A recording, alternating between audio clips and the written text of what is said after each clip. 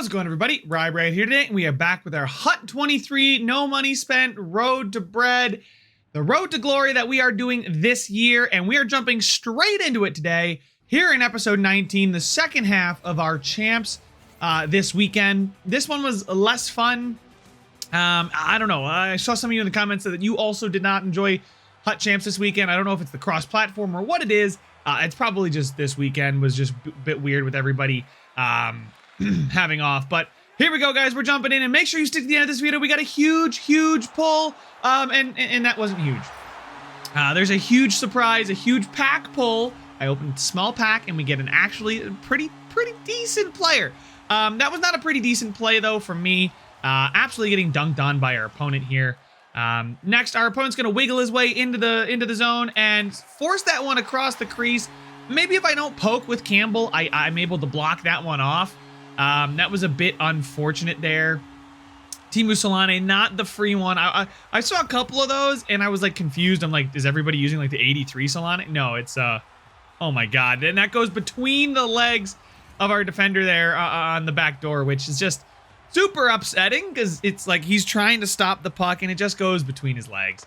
But then our opponent here is going to get a good shot off on the rebound. Makar dances his way through, shoots, and rips it. God, that Makar card is so good, and I'm getting seriously outplayed, guys. It was one of those things like, I'm not going to waste my time when I know I'm getting outplayed. Maybe I should. I think I figured it out that if you quit out, you don't lose skill rating, I think. Anyway, we're playing Elite Prodigy 8. Big fan of Ovechkin. Team name would tell you as such. But I think you don't lose skill rating if you quit. So you're constantly getting matched up against the same difficulty opponent if you quit out early versus if you stay, take the L, lose 7-2. Yes, it may suck more, but you'll get an easier opponent in your next match. And that might be something I have to start doing, is just battling to the end. A good forecheck, though, from the Ovechkin fan. Finds Ekman Larsson over to Yossi. Yossi's able to dangle and find some space. Point to point, and then Teuvo Teravainen is able to get the deflection and score. So, a bit unfortunate. There's a lot of deflection goals in this episode here, guys. He's got an 89 Oliver Ekman Larsson, and he's got the 88 Teravainen. I'm really close, I feel like, to getting that Teuvo Teravainen. I need to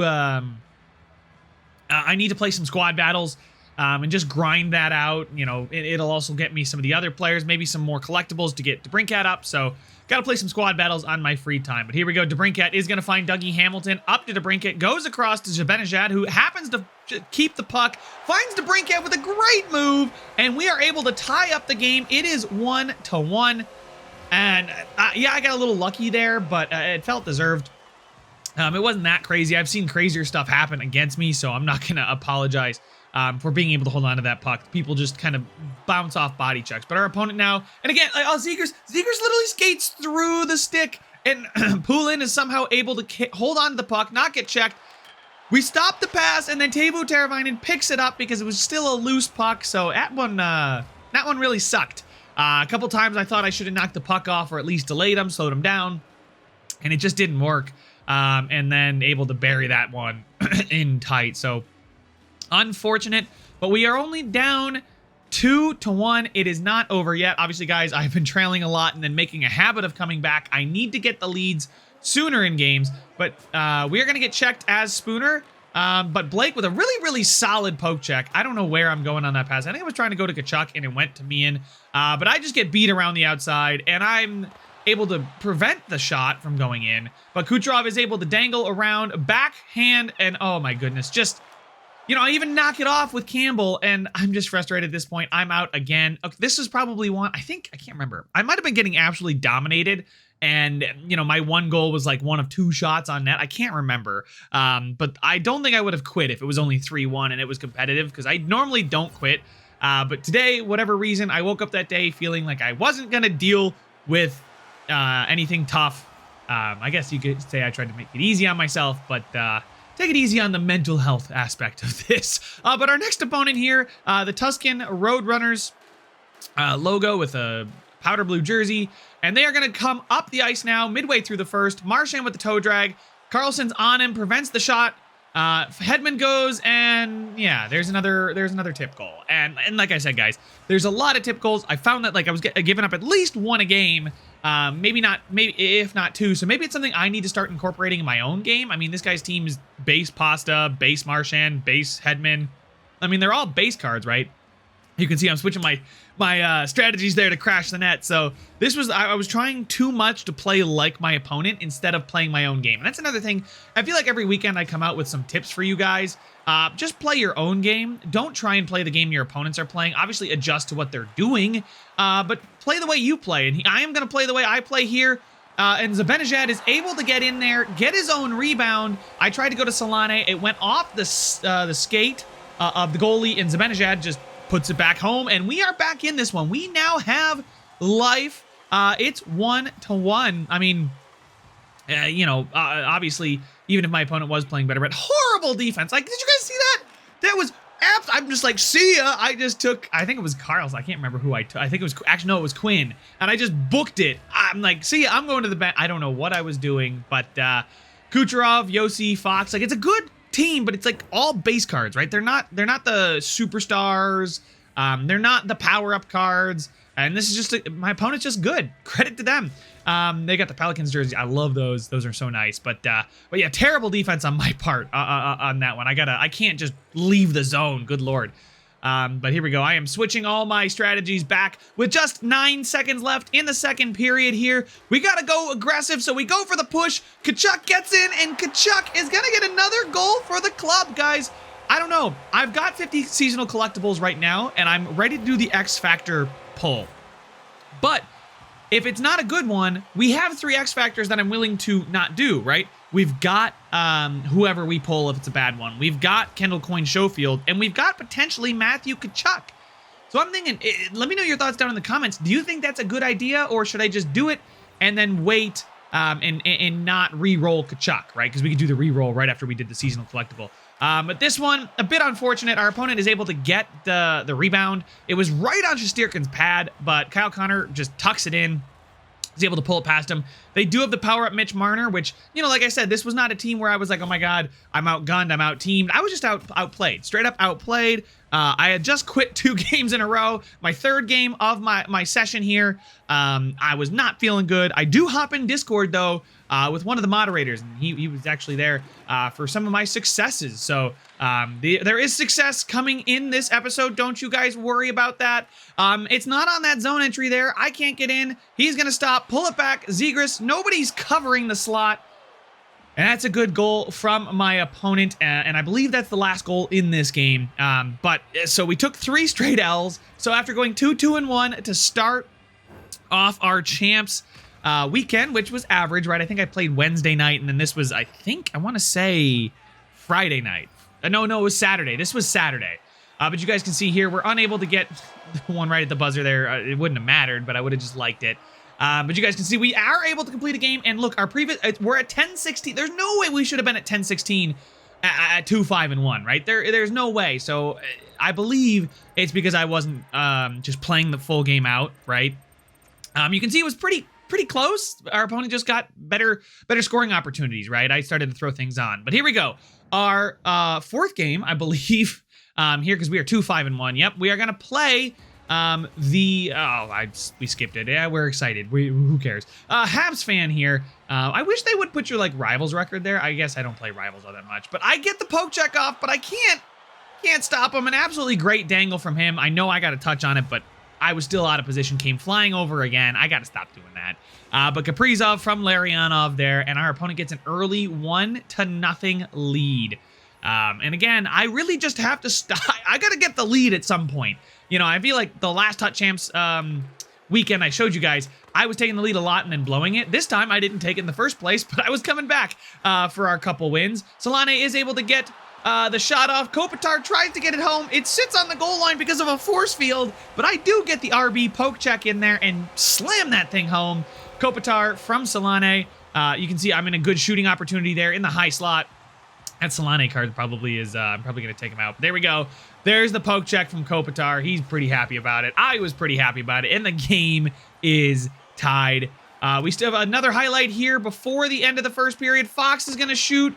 Kucherov is able to get that puck off. And I don't know how I didn't, knock the puck off his stick there, or, I think he stick lifted me, which is why he got it in the first place. But I still don't understand why I didn't stop the puck there. But Connor McDavid, base Connor McDavid, who's actually surprisingly cheap. He might be somebody we want to add to the team. He's like only 70,000 coins. We've got the 170,000. So here he is again. McDavid is able to get stopped by Tkachuk. Tkachuk, I keep talking about trading him in. He does not want to get traded in. Spooner finds Tkachuk, who finds me in. Man, guys, I really like the third line. Me and Tkachuk, Spooner, they just seem to get me that goal that I need every once in a while. You can see Tkachuk now, 6th most points on the team. And it's 2-2. We are not out of this one. It is not a multi-goal deficit. I am not going down by all that much. Huberdeau now picks it up. We're going to stop at the blue line. They collide. The defenders can't get together. And there we go. Huberdeau gets us the lead. A great in-tight backhand, forehand, backhand. Our opponent played the cross crease. We were able to get that thing to go in on the short side. Tendy just slid out to the middle, expected the cross or the forehand shot. And then Zibanejad getting his way into the zone. We started to figure out how to get into the zone now, and Huberdeau on the back door. That's easy as it comes, easy as you like. His second of the game for Jonathan Huberdeau. And again, I might move that card down in favor of some other players. Maybe Stammer goes up, right? We'll see, but he's got the most points on the team. He's also been here the longest. Same thing with Meehan, but a 4-2 lead now. And we are able to pick the puck up at center ice with DeBrincat. Zibanejad dangles past one, dangles past another. He comes in tight. He's going to protect the cross crease again, but this time we do the same thing, except it's forehand, backhand, forehand, and we are able to get the short side goal one-on-one with the goalkeeper, and we are able to get out with a rage quit win. And that's, I think, our first rage quit or second. Maybe it's our second rage quit of the weekend, but this is our third win, so we are now 3-5-1, and we are able to continue going here. But, I like to play in shorter sessions, and there we go. We get our skill points up. So again, like I said, I think if you quit, you don't lose skill points, which makes your weekend harder, because quitting, because you're losing, does not help you. You guys can see there, we did have the lead in shots and time on attack. So it was a little bit of I deserved to win that game. But our final game of the episode, we've got good to fair connection, right? Connor here is the opponent's name, and I believe that's also his gamer tag. I believe this was an Xbox player. I'm almost positive this is another Xbox player.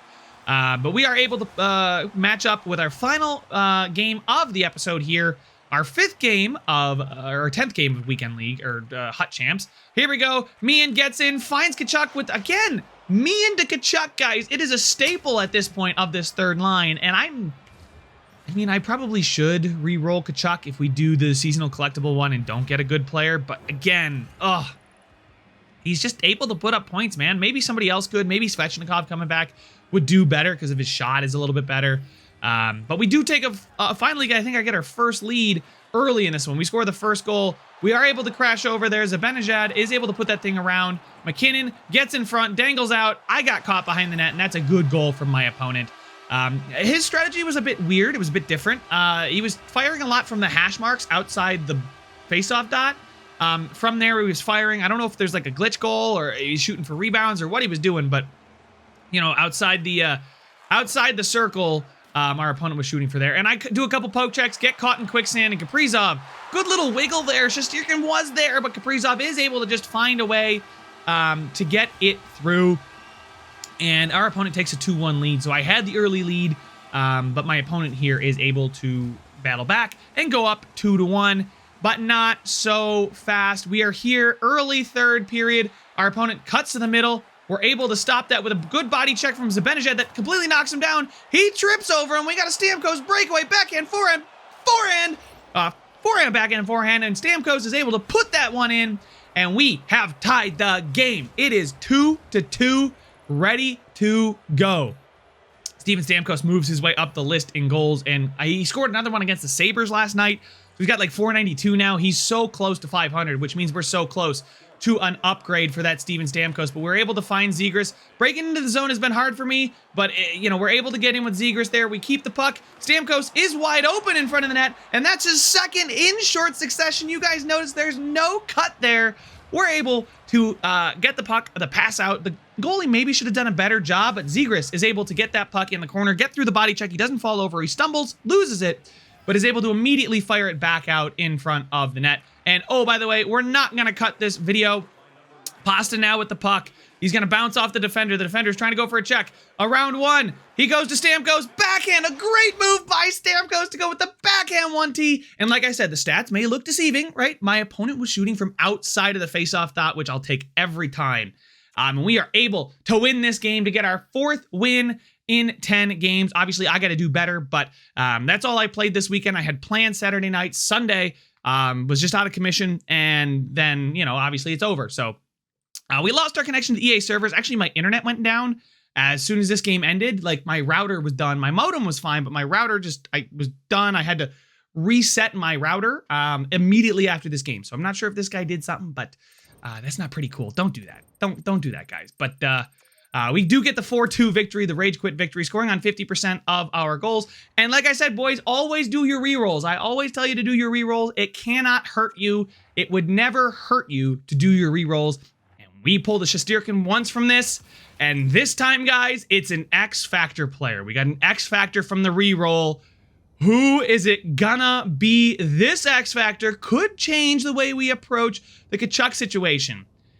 This X Factor is none other than Connor McDavid. One of the best, if not the best cards in the game. We got his X Factor from a reroll pack. That is one of the lowest chances ever. Not even just from an X Factor pack. And then we get Mario Ferraro. I was like, watch me pull his base card. Dude, that would have been insane. But here we go. We have 180,000 coins. We are going to buy ourselves a Connor McDavid to upgrade our Connor McDavid to max, because why not? He's a 1.5 million coin card. So if he was tradable, he might have been on the block. I don't know. That card is insane though. And here we go. I'm just buying him. But guys, we now have X Factor Connor McDavid, and we are going to go through the process of powering him all the way up. I actually had my cousin who I text with all the time about Chell. His team is nasty. I told him he should be doing the No Money Spent series for me, but he's also the guy that made the outro. So credit to him. But he sprinkled a little luck onto my controller before opening that reroll pack, and it worked. We got a freaking McDavid, guys. We still have 111,000 coins. I'm using my power-up collectibles to upgrade him here. You guys can see I had a plenty of them. 1, 2, 3. There we go. McDavid is so worth it. I'm going to max him out immediately. We then are going to put in his base card that we just bought. It was 100K, or his base card. We bought his base card for like 69,000 coins. Pop that sucker in there. 88 overall, as well as using 2 power-up collectibles to get him fully powered up, to get wheels and puck on a string, to get 95 speed, 94 wrist shot accuracy, 97 puck control. Oh, by the way, we still need to edit his synergies so he can get added. Oh, yeah, he's got Magician, and it's just phenomenal, guys. This card is going to be so good for us going forward. I hope you guys enjoyed this one. I did too. I'll be back Thursday with our Hut Champs rewards. Tomorrow I'll be doing some Philadelphia Flyers franchise mode. I think we're going to do the ultimate pack, because I think we have some leftover collectibles from before. But that is all the time I have for this one, guys. Make sure to leave a like if you enjoyed it. Subscribe if you want to see some more, and I will see you guys in the next one. It's a free for all.